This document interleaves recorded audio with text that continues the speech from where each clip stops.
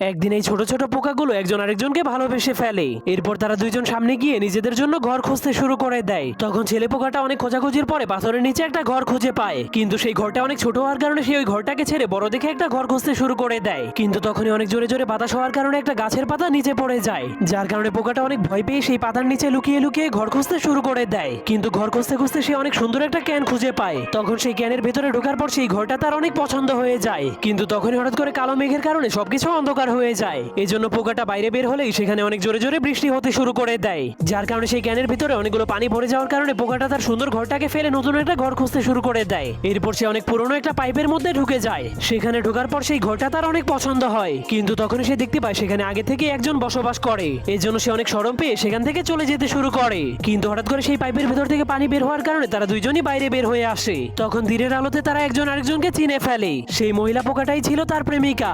এরপর তারা জঙ্গলের